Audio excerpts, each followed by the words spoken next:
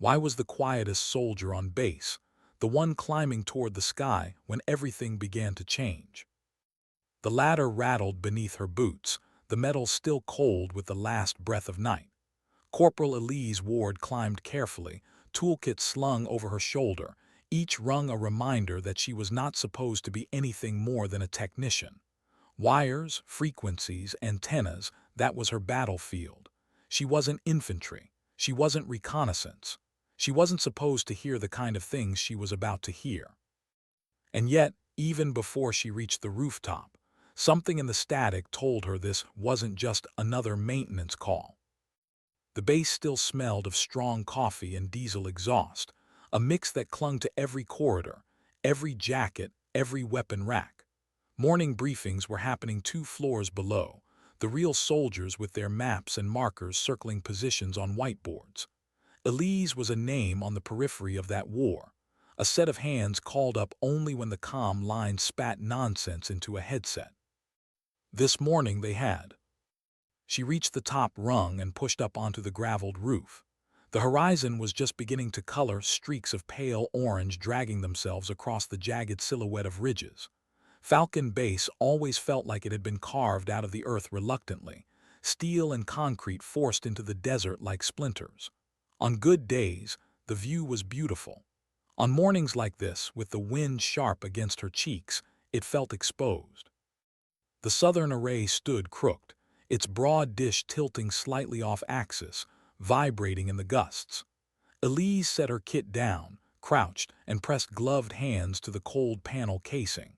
Her breath clouded in front of her as she began loosening bolts with a motion so practiced it looked like ritual. Control's voice drifted into her earpiece, lazy and unconcerned. Ward South Array status. She clicked the mic. On site, beginning diagnostics. Copy, no rush, probably wind again. No rush. The phrase stuck with her. Whoever said those words had never listened closely enough to the way static sometimes carried secrets. Elise had. She had grown up in silence, the kind where you learn to hear things no one else pays attention to. Her father, a lineman, used to say electricity had moods, happy, angry, lonely. Elise never forgot that. To her, static wasn't just noise. It was a language. She stripped the casing, adjusted a coupling, eyes narrowing. Something felt off. The irregular pulse she had noticed on the climb up was still there, threading itself through the hiss. Not wind, not weather, something with intention. Her heart gave one uneasy beat. She twisted the fine-tuned dial. The static softened and then. Voices. Her hand froze on the metal.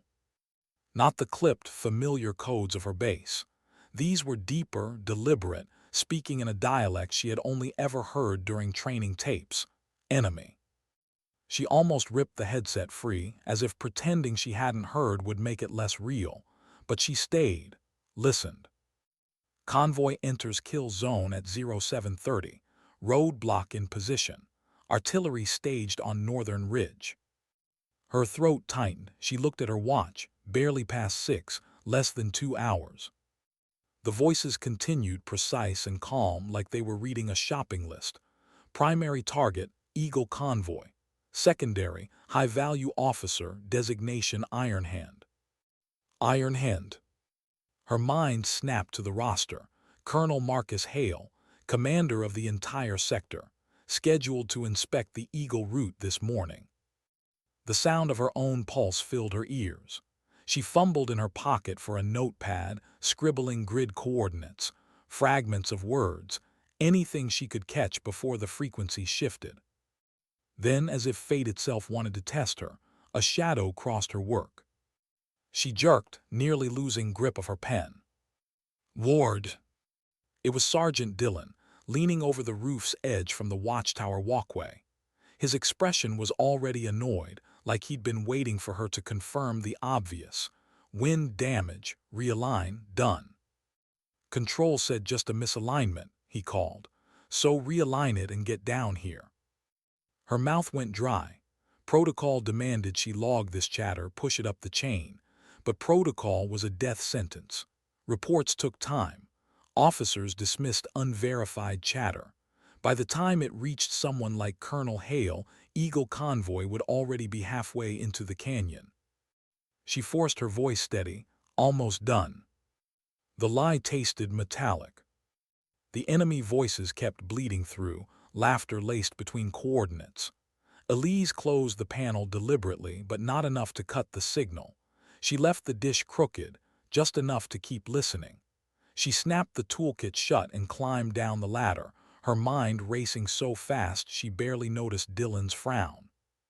"You didn't realign it," he muttered. "I need to check the south junction first," she lied again, boots crunching on gravel. But she wasn't heading to any junction. She was heading to Hale. That thought alone made her stomach twist. Elise Ward, comms corporal, walking into the colonel's office with scribbles on a notepad and a wild claim of an ambush. It wasn't just unlikely. It was insane. If she was wrong, she wouldn't just be embarrassed. She'd be court-martialed by sunset. Yet the words in her ear repeated like a drumbeat: Eagle Convoy, Iron Hand, 0730. She pushed through the corridor, toolkit clutched tight like a shield. The command wing loomed ahead, louder than the rooftops had been, officers shouting coordinates, runners darting across metal grates, the constant buzz of screens alive with shifting lines.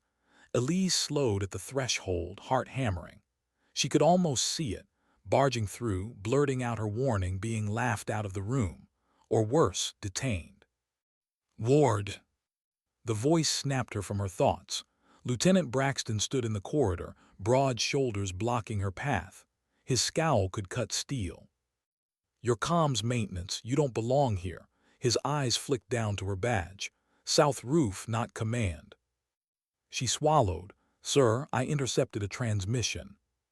"File a signal report and wait for processing." He cut her off, sharp and dismissive. "That's the procedure." Procedure? Elise glanced at the wall clock. 0614. She could almost see the convoy in her mind, engines warming, drivers joking over hot coffee, completely unaware. By the time processing was finished, they would be rolling straight into a kill zone. "Lieutenant," she tried again, voice cracking under the weight of urgency. "They're planning an ambush, Carvick Pass, Northern Ridge, enemy armor already in position." Braxton's eyes narrowed. "Unless you've got top clearance, Corporal, you don't walk into a colonel's office with chatter you scribbled off a misaligned dish." The way he said Corporal felt like a slap. Her grip on the toolkit tightened so hard she thought the handle might snap. She lowered her gaze, forced herself to nod, then turned as if retreating. But her feet carried her somewhere else, a dark maintenance closet down the hall. She shoved herself inside, shut the door, heart still pounding. In the silence, she pulled the notepad from her pocket. The coordinates looked like they were burning into the page. She dug through her kit, pulled free a small field radio. Short range, but enough to reach convoy escort if she could tune it right. Her hands shook as she adjusted the dial, static crackling in her ears until... "Eagle Convoy, this is Falcon Ops. Departure confirmed 0700. Her pulse spiked. They were already preparing to move. She keyed the mic. "Eagle 3, this is comms 2. Do you read?" A pause, then wary. "This is Eagle 3. Identify." She swallowed. "Corporal Elise Ward, comms maintenance. You're heading into a kill zone, Carvick Pass, North Ridge. Enemy armor in position by 0710. Abort." Silence. Her heart thudded so loud she thought it might drown the reply. Then, "Corporal, that's a serious claim. Source." Her mouth went dry. "Source is me. I heard it bleeding through the southern array. No time for confirmation. Reroute now." Another pause, this one longer. Finally, "Copy comms 2, standing by." She barely had time to breathe before the closet door banged open. Lieutenant Braxton stood in the frame, 2 MPs behind him. His scowl was darker than ever. "Corporal Ward, you are hereby detained for breach of protocol and unauthorized transmission." Hands gripped her arms before she could protest. Her radio clattered to the floor. "You think you can play hero? Braxton sneered. "You could be feeding false intel straight into a live convoy." She fought against the iron grip on her wrists. "If you wait for confirmation, they'll be dead." "Enough," Braxton's voice was final. "Secure her." The MPs dragged her down the hall. Somewhere outside, engines were rumbling. And in her ear, the last echo of the intercepted voice still whispered coordinates she would never forget. What happens when the person everyone ignores turns out to be the only one who can see the fire coming? The holding cell was colder than she expected. A steel bench, bare walls, a single buzzing light. Corporal Elise Ward sat with her hands folded tightly in her lap, wrists still red where the MPs had gripped her. Every sound from the base pressed against the silence, boots echoing on metal grates outside, radios buzzing through distant walls, muffled laughter from soldiers who didn't know what was coming. She couldn't stop picturing the convoy, trucks idling in the dust, drivers adjusting their helmets, weapons resting across laps. She had seen them so many times from the roof, lines of green crawling into the desert like ants. They always came back dustier, wearier, but intact. She had no words for the thought that this time they might not. She shut her eyes. Behind the darkness of her lids, the enemy voices replayed with brutal clarity. Kill zone at 0730. Roadblock in position. Artillery staged on northern ridge. Each syllable pressed deeper into her skull like it had been carved there. The door clanged open. Light spilled in, cutting across her boots. Two figures entered, not Braxton this time. Taller, older, Colonel Marcus Hale. The man whose code name had been whispered as Iron Hand. The man she had risked everything to warn. He stood in the doorway longer than necessary, just watching her. Then he stepped inside, his presence filling the small cell. "Corporal Ward." His voice was calm, measured, as if he was testing the weight of her name. "You want to tell me why my convoy just slammed its brakes at the canyon mouth?" Her breath caught. They stopped. His gaze sharpened. "You tell me."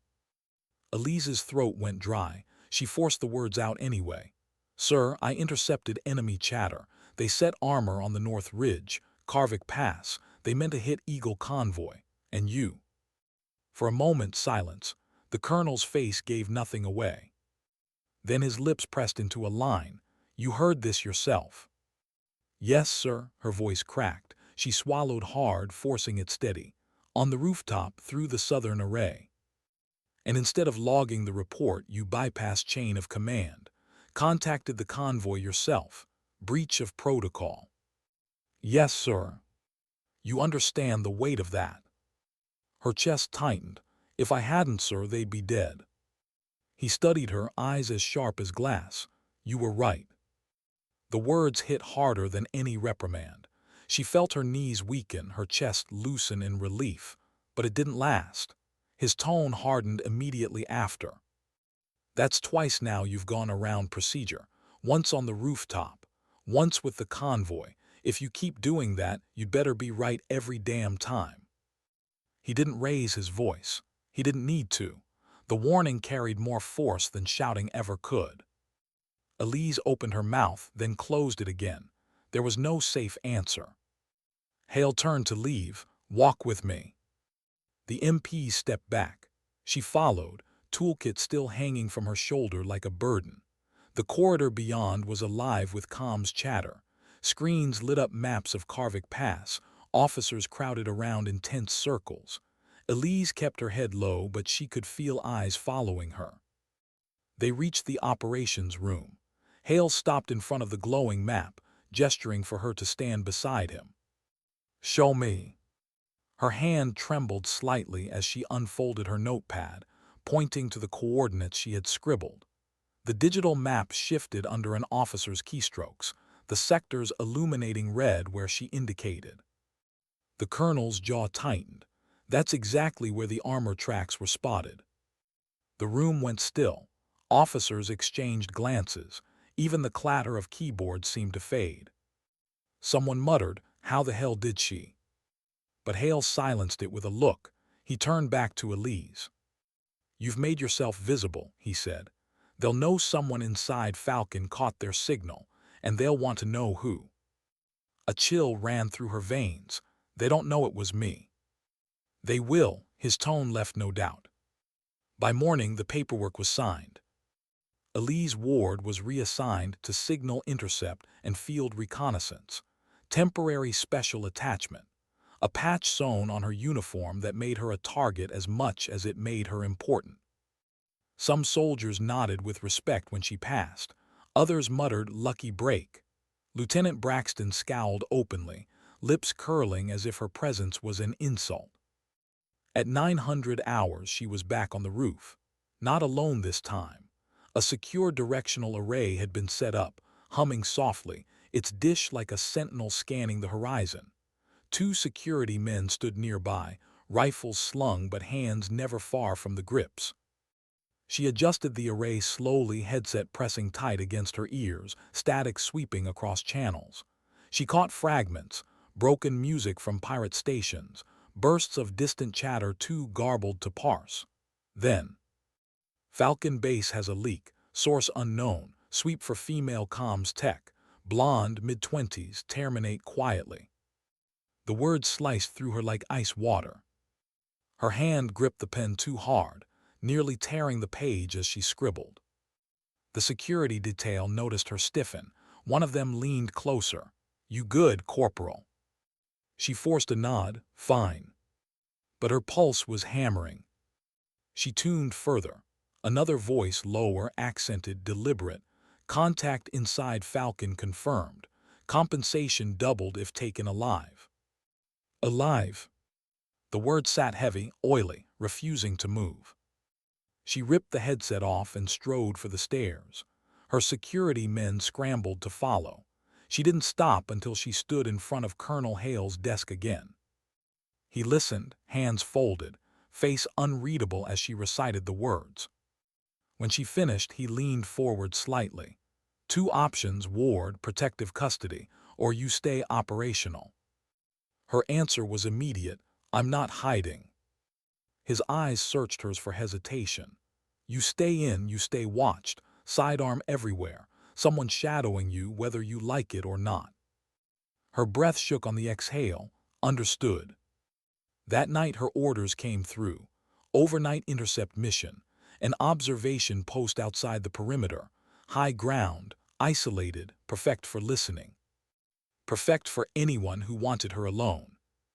The outpost was nothing more than a concrete block on a rocky bluff, sandbags stacked in uneven walls. The desert night wrapped around it in silence, cold wind scraping across stone. Elise sat at a metal desk, headset clamped tight, dish outside turning like a restless eye. The lamp glowed yellow, throwing her shadow across the wall. Her pistol rested on the table, closer than her mug of untouched coffee. Hours bled by, static, fragments of music, the thrum of a helicopter somewhere far off. Her eyelids grew heavy. Then voices. "Target will be at Echo Post until 0400. Approach from South Ridge. No shots until inside." Her blood iced. She snatched the radio. "Echo Post to Falcon, hostile intent chatter, South Ridge approach. Multiple, repeat multiple." Static, then silence.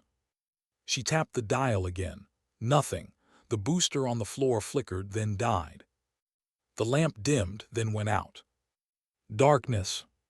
From outside, boots crunched on gravel, slow, measured, more than one. Elise's breath came sharp and shallow. She slid the headset off, reached for the pistol. The weight was cold in her hand. At the narrow window slit, shadows moved against the ridge. 3, maybe 4. One carried a long rifle, suppressed. Her mind raced. Stay inside and brace.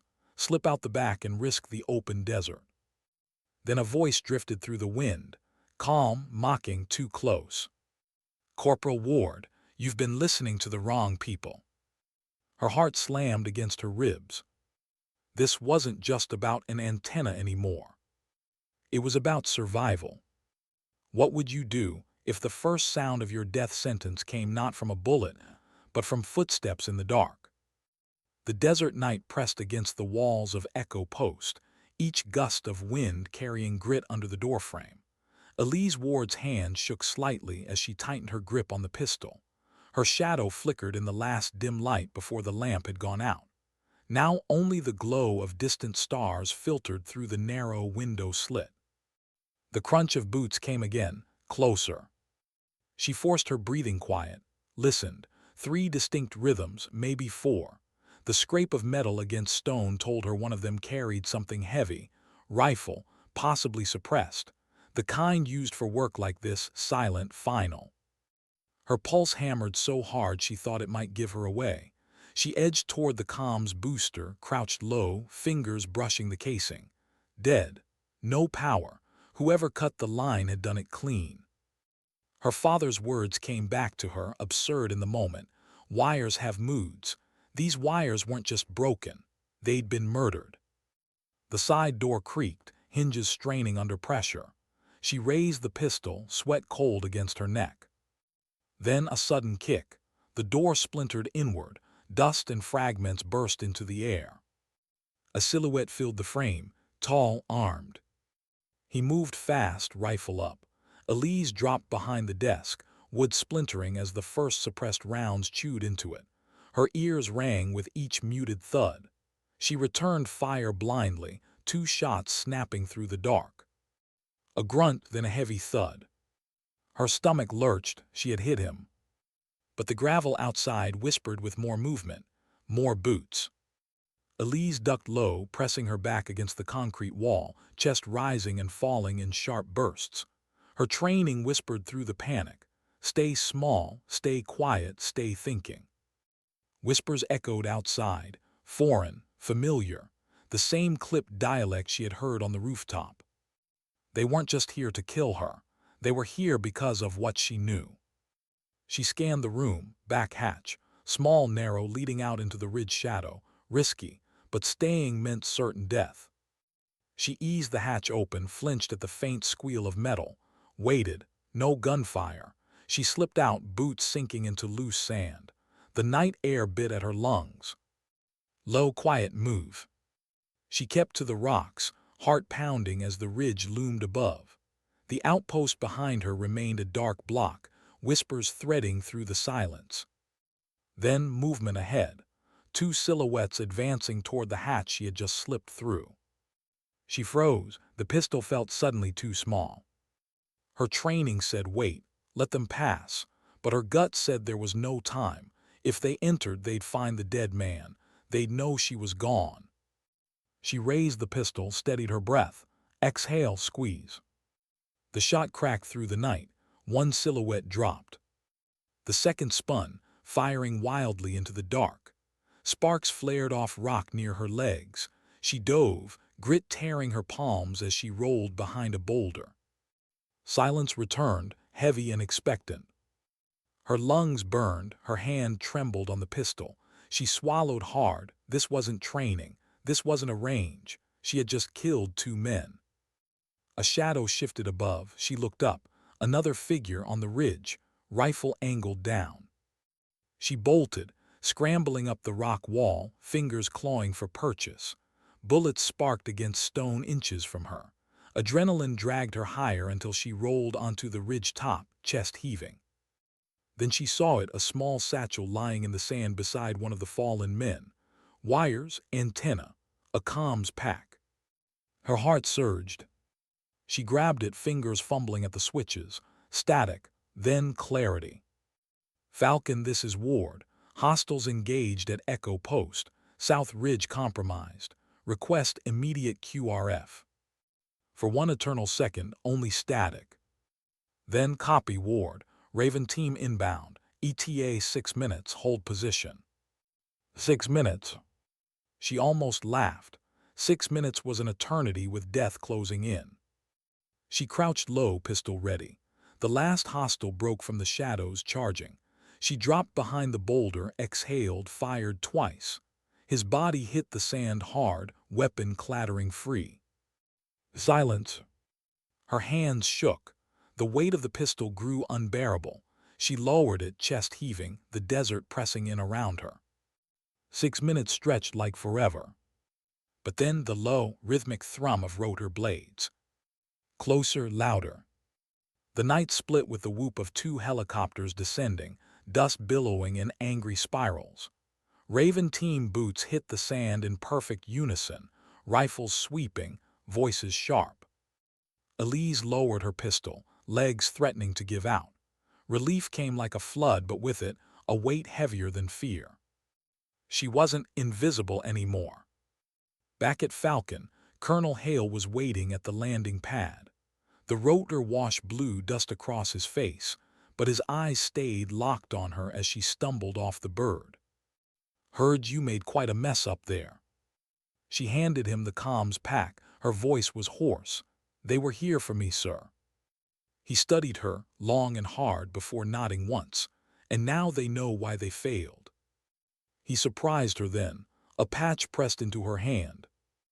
"Raven team, unseen, unheard, unbroken." "Welcome to the squad, Ward," he said. "Looks like you're done fixing antennas." The weight of the patch pressed against her palm. She stared at it, unsure if it felt like pride or a sentence. That night, alone in her bunk, she stared at the ceiling long after lights out. The silence of the base should have comforted her. Instead, every creak of metal, every rustle of fabric sounded like a threat. Her hands still shook. The smell of gunpowder clung to her skin. Her mind replayed the shots, the bodies hitting sand, the voice outside her door saying her name. She had wanted so badly to stay unseen. Just wires, just circuits. But that choice had been taken from her. Now she was part of something else. And deep down beneath the fear, a question pulsed. If they were willing to kill to silence her, what else were they planning? Why do some victories feel heavier than defeats? The patch sat stiff on her sleeve, its edges biting into the fabric each time she moved her arm. Raven team. 3 words stitched in black, a motto beneath. Unseen, unheard, unbroken. It should have felt like honor. Instead, Elise Ward felt the weight of it like a chain. She wasn't sure which was harder to carry. The pride in Colonel Hale's eyes when he handed it to her, or the knowledge that her face, her name, her presence had already been marked by the enemy. Sleep was scarce in the days that followed. Her first night back in the barracks, she jolted awake at every shift of shadow, every slam of a distant door. Her bunkmates barely looked at her, save for one quiet nod from Sergeant Morno, the convoy gunner she had unknowingly saved. The others whispered, voices low, sometimes not low enough. "Lucky break. Protocol breaker. How long till she gets someone killed?" She said nothing. Elise had learned long ago that silence was its own kind of armor. Training with Raven team began at dawn. The desert air still bit cold when they ran drills across the compound. Obstacle courses, firing ranges, radio interception exercises that pushed her ears to exhaustion. Captain Rail, Raven's leader, never raised his voice. He didn't need to. His instructions cut sharp and clear, his critiques sharper. "You're too slow on the draw, Ward. You hesitate, don't. Hesitation kills." She listened, learned, pushed. But every night when the drills ended and her body screamed for rest, her mind dragged her back to Echo Post, to the moment she pulled the trigger, to the bodies in the sand. She had thought killing would feel like triumph. It didn't. It felt like breaking something inside that could never be repaired. Still, she showed up each morning, toolkit traded for rifle, silence traded for forced steel in her voice. On the 4th day, Colonel Hale called her into his office. The map table glowed between them, grids lighting up across the northern sectors. "We've been monitoring transmissions since your intercept," he said. "They've gone quiet, too quiet. That's worse than chatter." She frowned. "You think they know we're listening?" "I think they know you're listening," he replied evenly. "Which means they'll shift, adapt, they'll test us somewhere else." His gaze pinned her. "You're Raven now. That means you'll be part of the team that finds out where." Elise's chest tightened. She wanted to ask why her. Why not someone stronger, faster, less haunted? But she bit the words back. Yes, sir. That night, Raven team rolled out in two unmarked trucks, headlights off, engines humming low.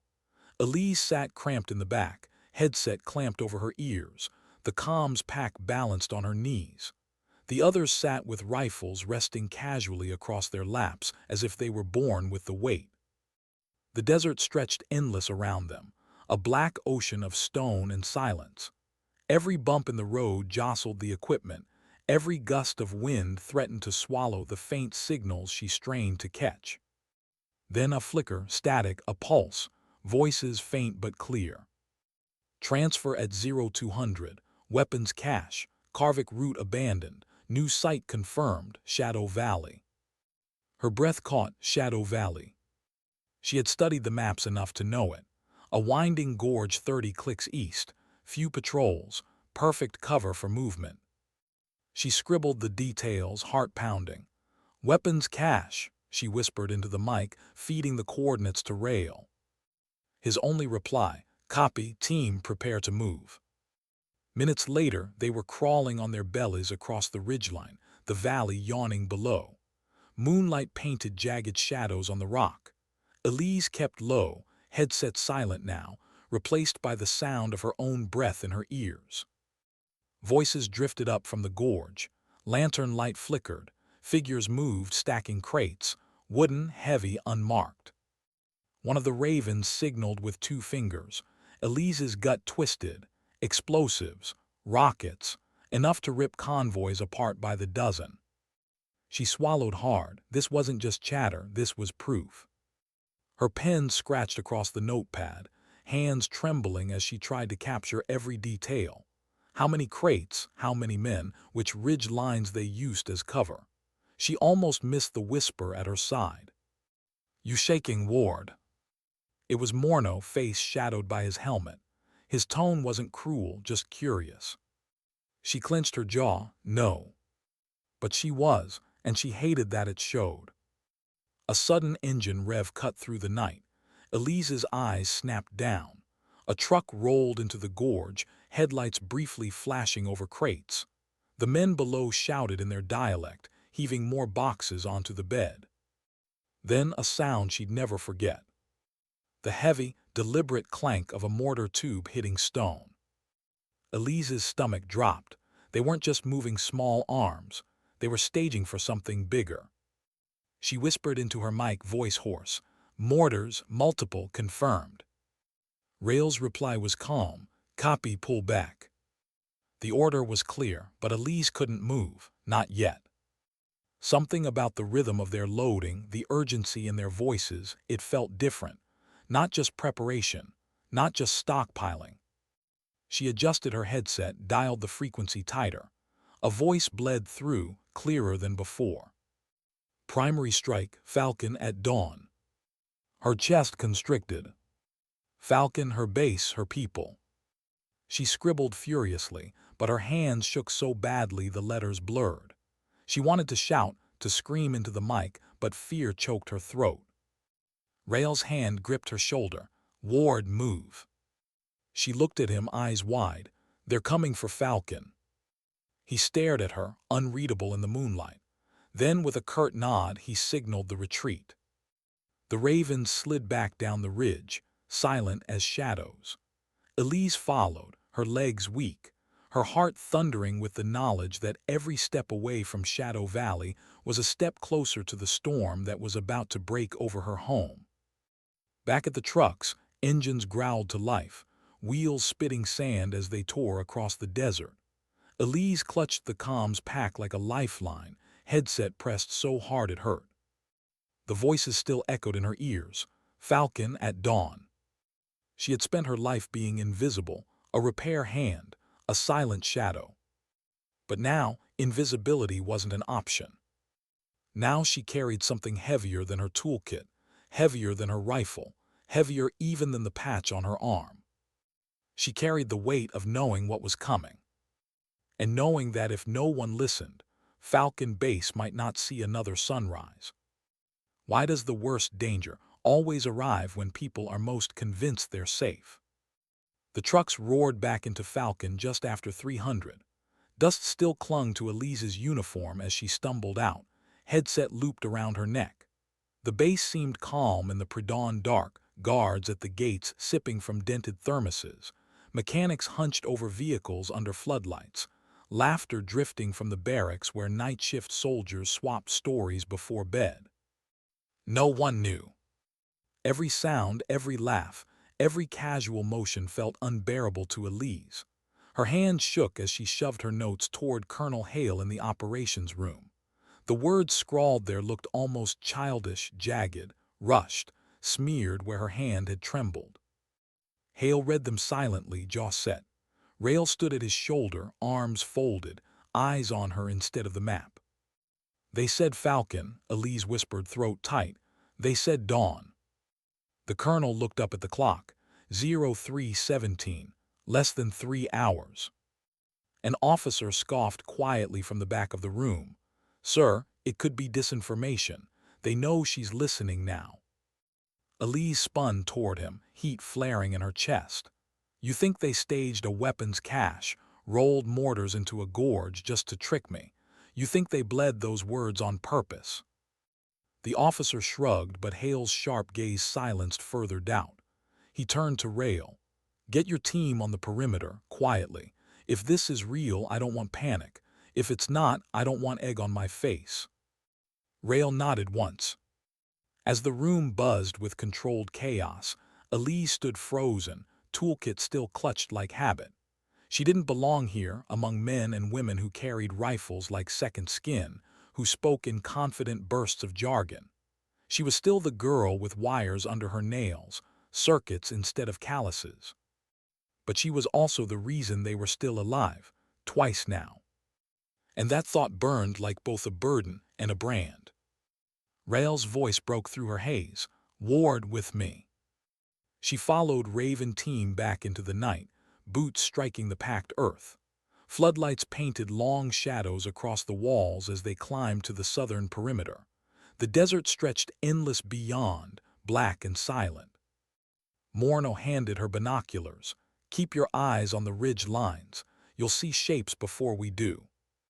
She almost laughed. "I'm not a scout." "You are tonight." The words left no room for protest. She crouched by the sandbags, glass pressed to her eyes. For long minutes there was nothing, just the shifting darkness, the faint shimmer of heat off stone. Her heartbeat seemed louder than the silence. And then movement. A flicker along the northern ridge, too steady to be wind, too low to be animal. "Contact," she whispered. Rail raised a fist. The team froze, rifles angled. The night pressed tighter, heavier. Elise felt sweat bead under her helmet, though the air was cold. Minutes dragged, no shots fired, no commands shouted, just waiting. Then the first shell whistled. The world tore open in fire. The mortar slammed into the motor pool, steel erupting into sparks and flame. The blast wave punched the air from Elise's lungs, dust choking her throat. Screams rose across the compound, boots pounding in sudden chaos.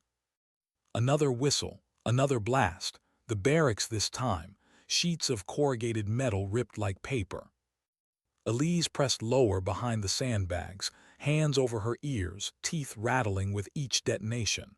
Her mind screamed the words she had tried to force them to believe. Falcon. At dawn.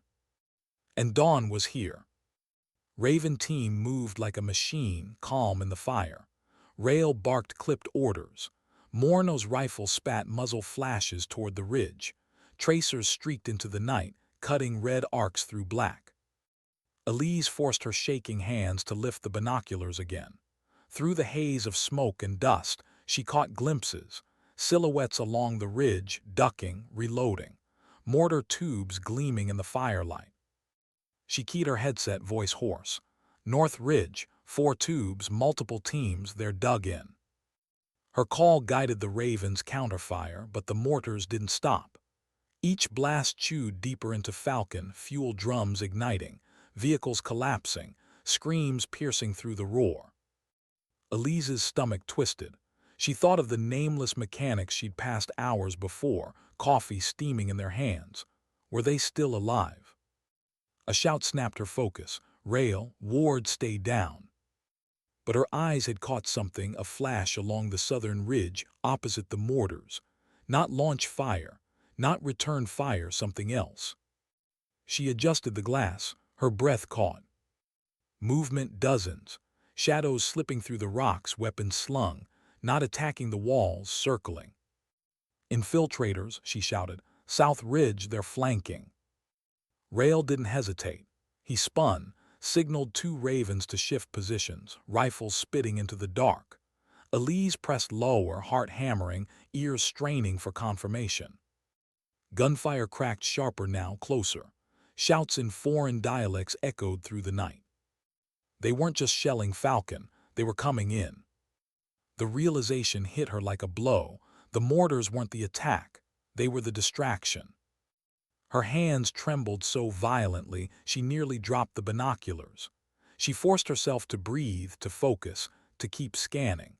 More shapes emerged from the shadows, some already on the slope down toward the perimeter. Her voice broke as she keyed the mic again. They're coming inside. They're already inside. Panic surged across the compound as alarms finally wailed. Spotlights whipped toward the ridges, illuminating figures scrambling down. Bullets sparked against steel, tracers cutting the night. Elise pressed lower behind the sandbags, but her gut screamed at her that staying hidden wasn't enough. Not this time. She looked at the pistol at her side, her fingers flexed. She wasn't a soldier, not really. She had told herself that 100 times, but the enemy didn't care what patch was on her sleeve or what role was written on her file. To them, she was Falcon, and Falcon was a target. Her throat burned as she whispered the truth to herself. They're not just here to destroy us. They're here for me. The thought hollowed her, but it also steadied her hand. She lifted the pistol. And in the firelit chaos of Falcon's dawn, Corporal Elise Ward, once just a quiet technician with a toolkit, braced herself for the moment she had always dreaded and never prepared for. Not listening, not fixing, not warning, but fighting. What do you do when the walls you trusted to protect you crumble from both sides at once? The dawn broke not with sunlight, but with fire. Falcon Base burned. The motor pool was a furnace, columns of smoke twisting skyward as if the desert itself had caught fire. The barracks groaned under twisted steel, cries rising from the rubble. Mortar fire kept pounding the compound like a merciless drumbeat, each impact hurling sand and concrete into the air. And now shadows poured down from the ridges, weapons flashing, voices shouting in a language Elise Ward knew too well from intercepted chatter. They were inside. Raven Team moved like water against stone. Captain Rail barked short commands, his rifle snapping in controlled bursts. Morno's machine gun rattled from a rooftop, tracers arcing into the mass of infiltrators. The rest of the squad fanned out, every movement rehearsed, disciplined, unyielding. Elise wasn't any of those things. She pressed against the sandbags, pistol clutched so tightly her knuckles ached. Her breath came in sharp bursts, too fast, too loud. She told herself to stay small, stay hidden like she always had. Then a shadow vaulted the wall in front of her. The man's rifle swung toward her. Instinct, not thought, pulled the trigger. Her shot cracked. His body dropped, collapsing into the sand at her feet. Her ears rang, her stomach lurched. She almost gagged, but there was no time. Another shape, another weapon rising. She fired again, barely aiming. The figure spun, fell.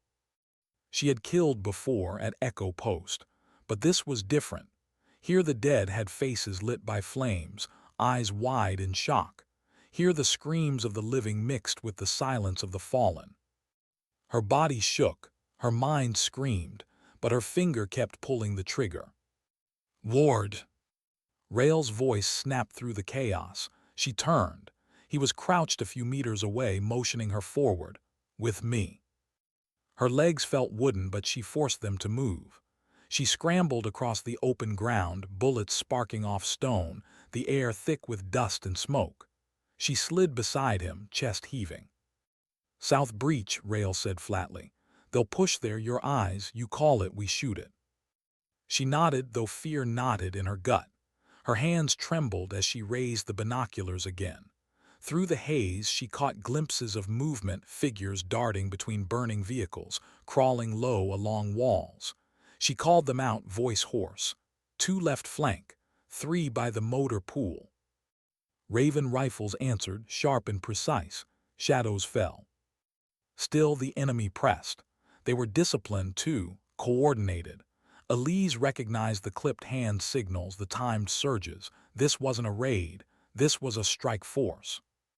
And somewhere in their advance, she knew, was someone hunting her specifically. The thought gnawed at her, but she pushed it down. Focus, call, survive. Her headset crackled with base-wide chaos. Barracks hit, casualties heavy. North Tower down, repeat down. We need medics at Sector 7. Elise forced her voice steady. South wall still breached. Multiple squads, they're not stopping. Rail glanced at her, calm even in the firestorm. Then neither do we.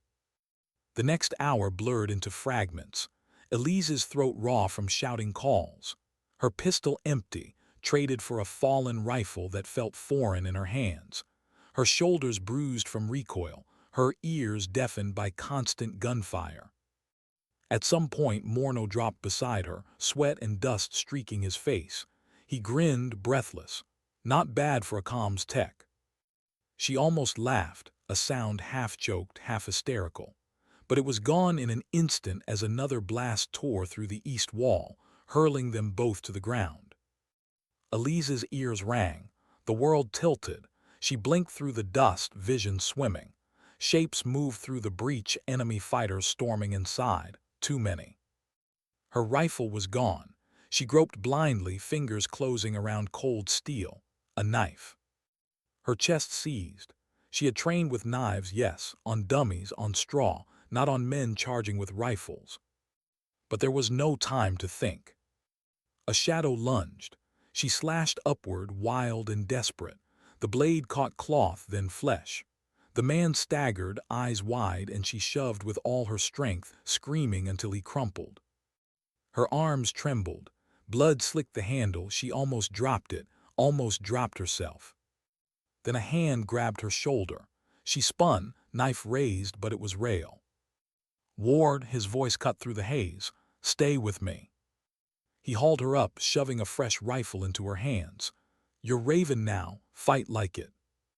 Something broke inside her then, not her fear, but the wall she had built around it. She wasn't invisible. She wasn't just a set of hands with wires. She was here. She was seen. She was fighting.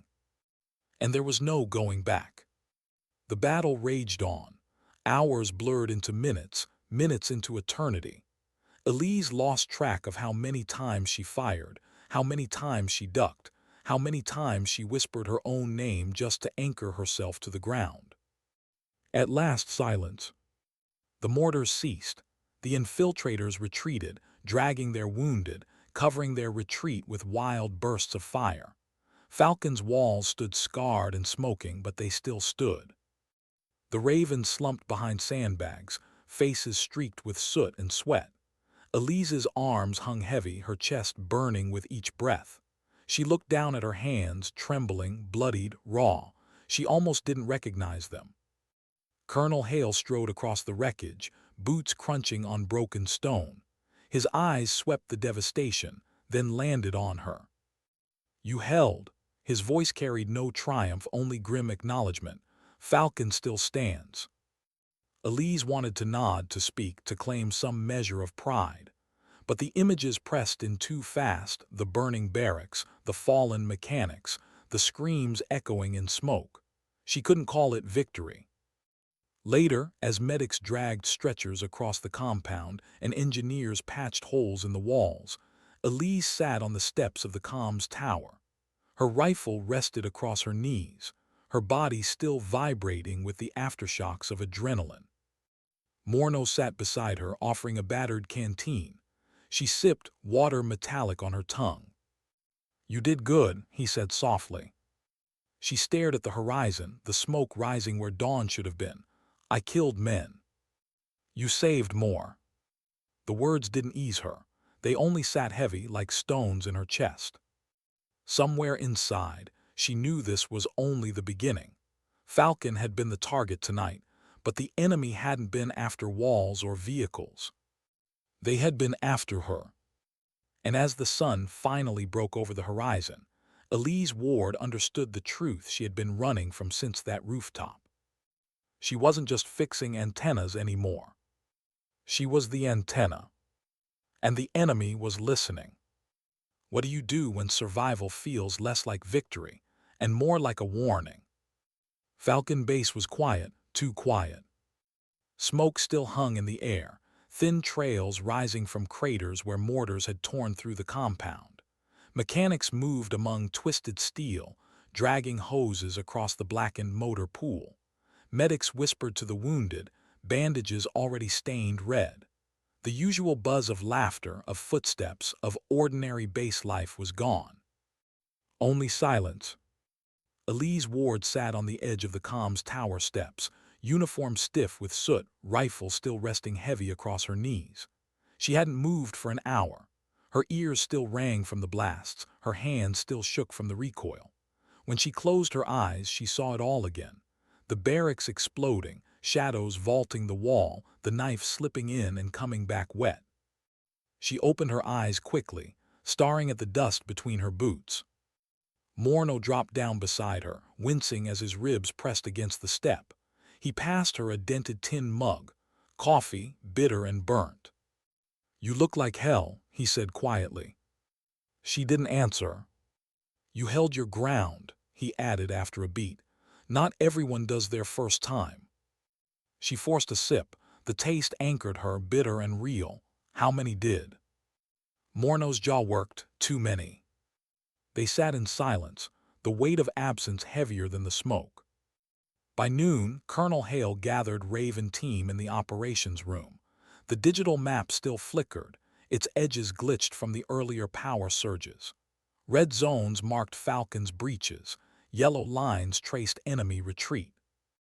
"They pulled back faster than expected," Hale said, voice flat. "They left equipment behind. Mortar tubes, rifles, even half a truck. Doesn't make sense." Rail leaned over the table, arms folded. "They weren't here for the base." Elise looked up sharply. "Then why?" Rail's eyes flicked to her. "You tell me you were listening." She swallowed. The memory of that rooftop came back in a rush. The voices nomming her, describing her. Blonde, mid-20s, terminate quietly. "They knew I intercepted them," she admitted softly. "They knew it was me." The room went still. Hale's gaze hardened. So this wasn't an attack, it was a hunt. Elise's stomach turned. "They came for me." "No," Rail's voice cut in, cold and certain. "They came for what you know, and what you haven't told us yet." Her chest tightened. She thought of the last intercept, the one that chilled her more than any other, Falcon, at dawn. It had been clear, too clear, almost deliberate. She whispered, "What if they wanted us looking here?" The words hung heavy. Hale straightened, expression unreadable. "Explain." She forced herself to meet his gaze.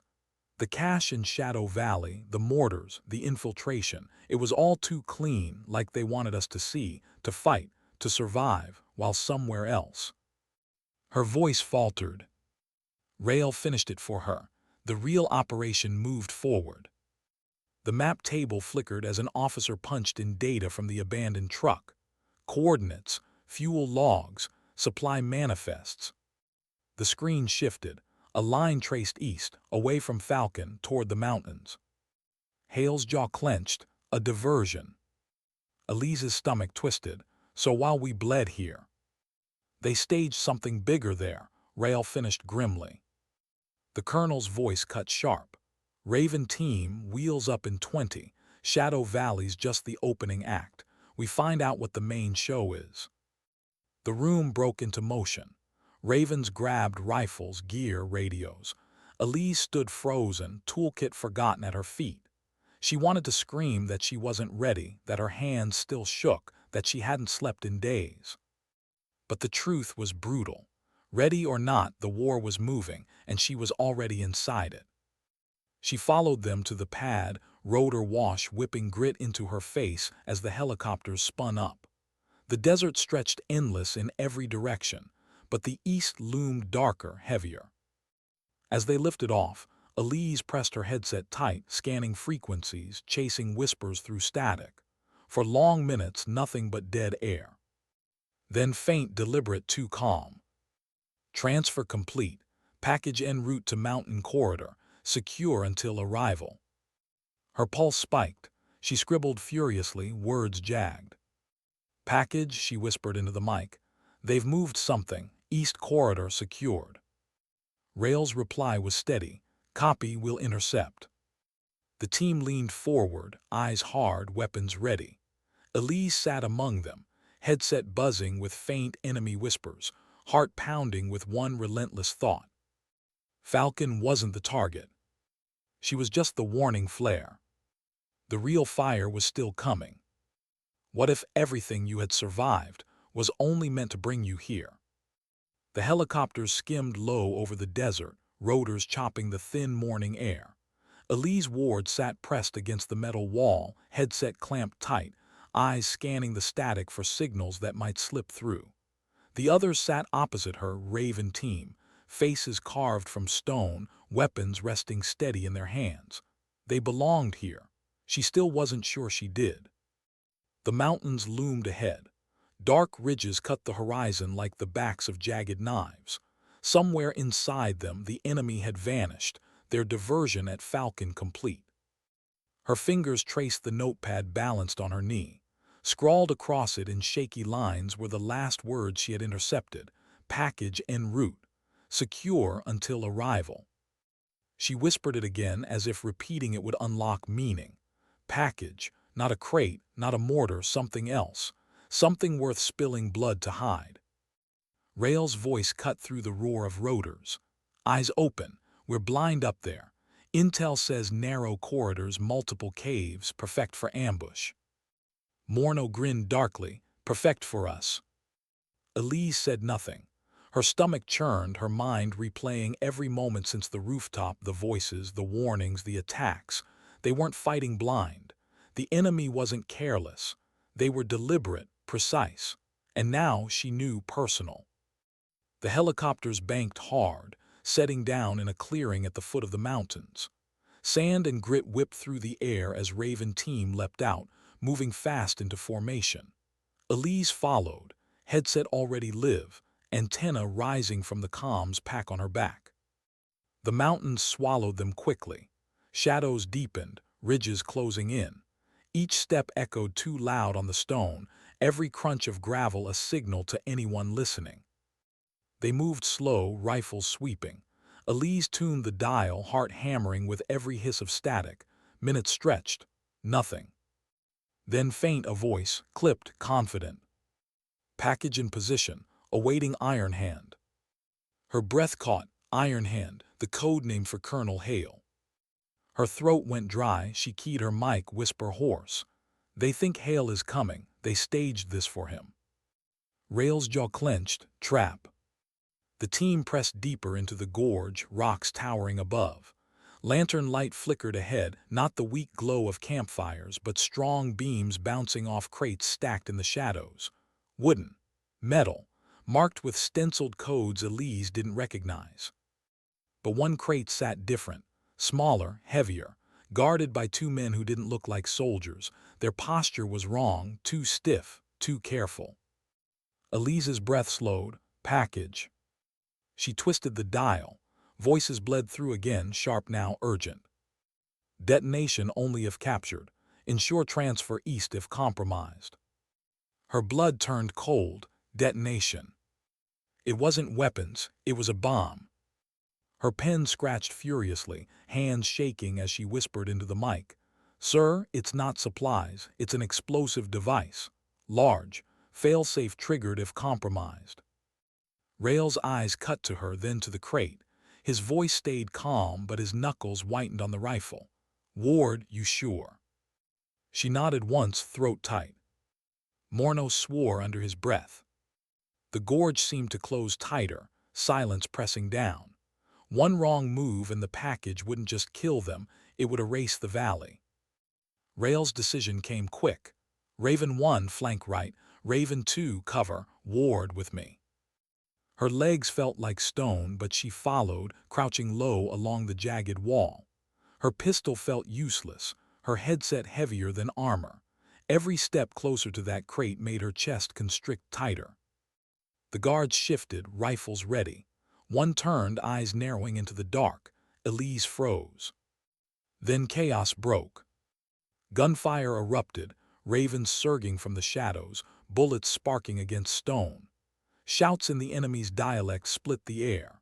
Elise ducked low, hands clamped over the comms pack, static screaming in her ears as multiple channels lit up at once.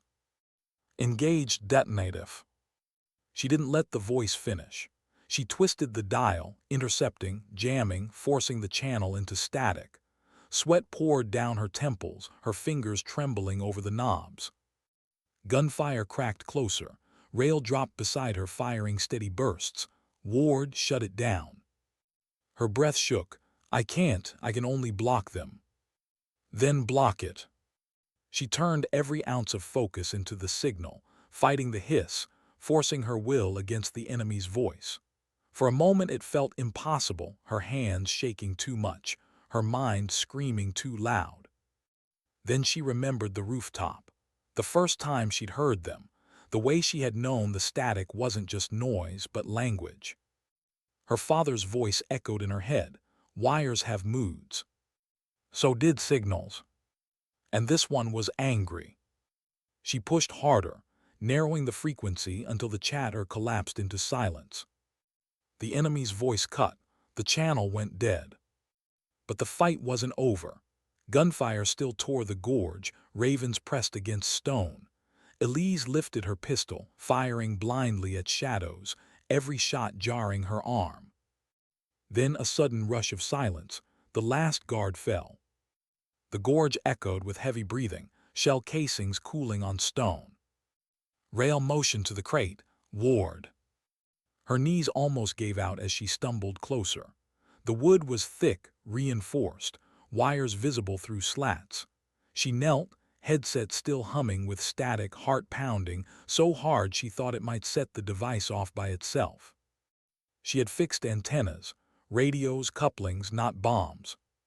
But her hands moved anyway, as if the years of listening had taught her something deeper, not about circuits, but about intention. She traced the wires with her fingertips, listening not to sound but to silence. She felt it, the way the device was waiting, coiled like a snake, eager to strike. Her breath slowed. Cut the wrong wire, and the valley would vanish. She thought of Falcon, the barracks, the motor pool, the soldiers who had laughed over coffee, who had trusted the walls to keep them safe. She thought of Morneau's tired grin, of Rail's steady hand, of Colonel Hale's sharp eyes. She thought of herself, invisible once, seen now. Her hands steadied. She pulled the wire. Silence. No explosion, no fire, just the wind sighing through the gorge. She slumped back, lungs heaving, eyes stinging with tears she refused to let fall. Rail's hand rested briefly on her shoulder, unseen, unheard, unbroken. She nodded once, unable to speak. They left the gorge at dusk, the sun bleeding crimson over the mountains. The crate, disarmed, was lifted onto the helicopter. Elise sat apart, headset dangling around her neck, staring at the horizon. Her hands still trembled, but not from fear, from the weight of knowing she had changed something, stopped something, saved something. When Falcon's lights appeared in the distance, she whispered into the wind, as if confessing to herself more than anyone else. Sometimes dignity doesn't speak, it simply acts. And in that silence, Elise Ward knew she had finally become what she was never meant to be. Not just a listener, not just a technician, not just a survivor. But the signal no enemy could silence.